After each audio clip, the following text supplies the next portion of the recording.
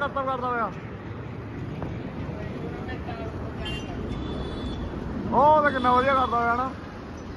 ਉਹ ਕਿੰਨੀ ਉੱਚੀ